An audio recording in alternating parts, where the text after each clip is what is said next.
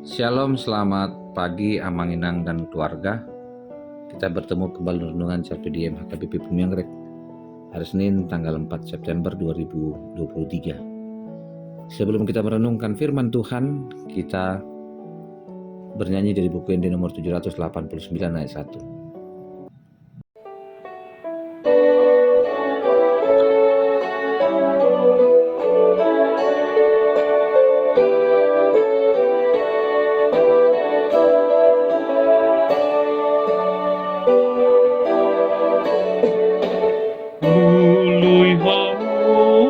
Rajani debata rabdohot hati korana tambahono nama ondeng Tuhamu.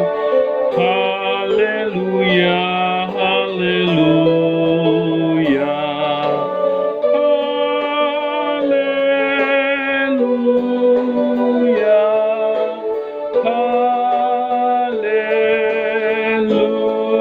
haleluya,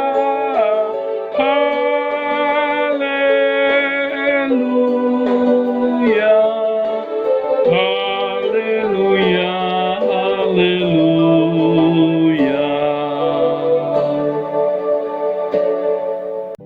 Firman Tuhan untuk hari ini tertulis dalam Markus pasal 10 ayat 15.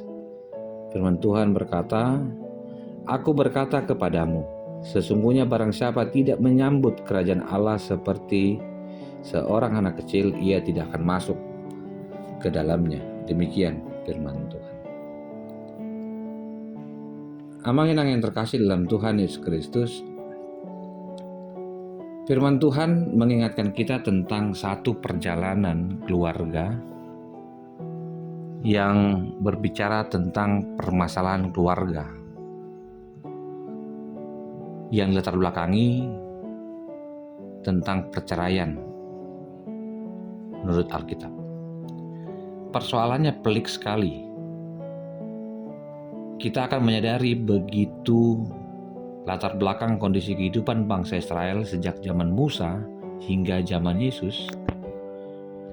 Kita akan berusaha untuk melihat dan menangkap sebuah kondisi kita saat ini di mana kita diperhadapkan dengan tanggung jawab dan pandangan tentang sebuah keluarga. Bagi tradisi Israel, perceraian hanya dapat terjadi apabila terjadi perbuatan zina. Akan tapi ada satu pandangan lain yang lebih populer di zaman Yesus yang mengatakan seorang suami dapat menceraikan istrinya dengan alasan apa saja, termasuk jika sang istri kedapatan membuat masakan yang tidak enak. Jadi mudah sekali orang bercerai pada zaman Musa hingga zaman Yesus. Setelah kita melihat latar belakang ini, kita diingatkan untuk menjawab sebuah pergumulan keluarga dari perspektif kerajaan Allah. Yang diajarkan kepada kita adalah bagaimana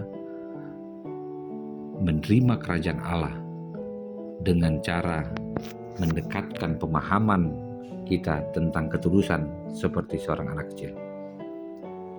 Amang Inang yang terkasih dalam Tuhan Yesus Kristus,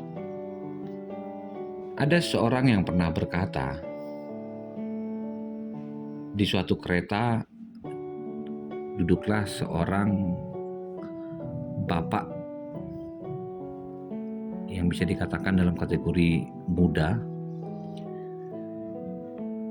Dia melihat ada cincin di tangan kanannya.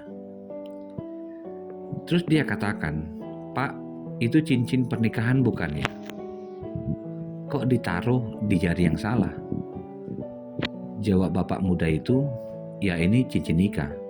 Saya menaruhnya di jari yang salah karena memang saya salah dengan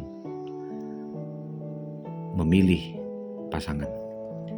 Amang Inang yang terkasih dalam Tuhan, jika kita diperhadapkan dengan sikap yang demikian, kita mendapati sebuah permasalahan memandang sesuatu bukan dari ketulusan seorang anak kecil.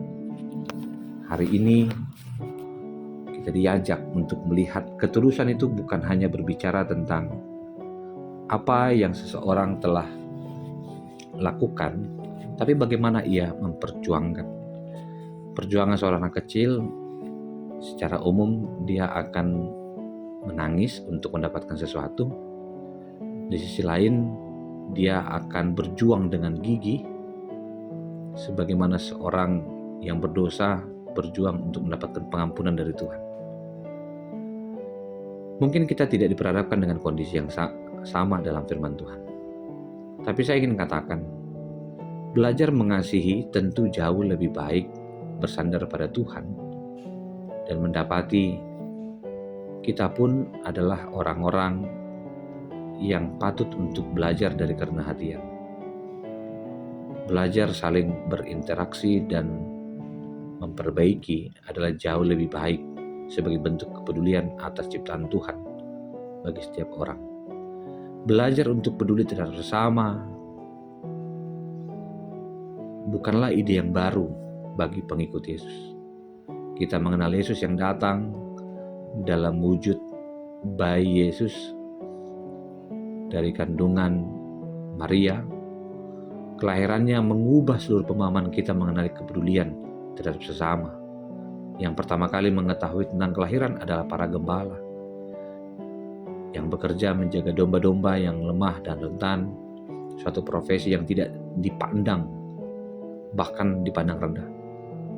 Ketika anak-anak kecil dibawa kepada Yesus, dia pun menegur para murid yang semula menganggap anak-anak tidak penting, dengan berkata, "Biarlah anak-anak itu datang kepadaku, jangan menghalang-halangi mereka." Yesus memeluk anak-anak itu sambil meletakkan tangannya, dan ia memberkati mereka.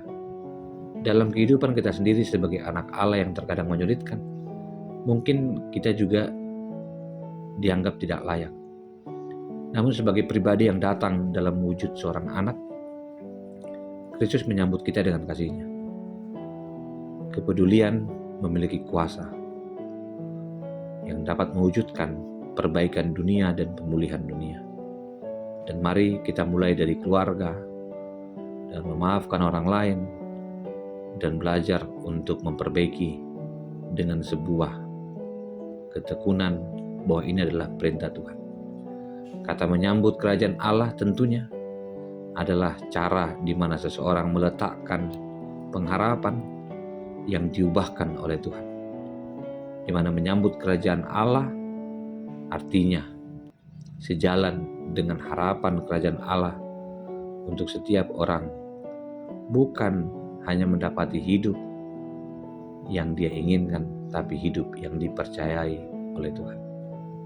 Mari berjumpa dengan Allah dan membawa kebaikan, secara khusus memberikan harapan kepada orang-orang yang telah mengaku salah, dan menyambut anak-anak sebagai panggilan kita adalah sambutan kehidupan, di mana kehadiran seorang anak adalah sebuah janji Tuhan.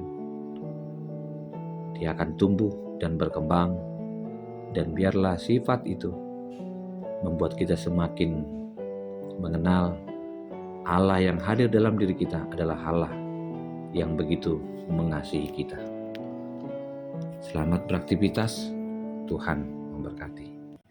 Tuhan Yesus Kristus, kami bersyukur jika hari ini kami mendengar firman Tuhan. Biarlah kami boleh hidup berdampingan di dalam sifat rendah hati, sifat yang saling mengasihi. Terpujilah Kristus yang memberikan kami hati yang melayani.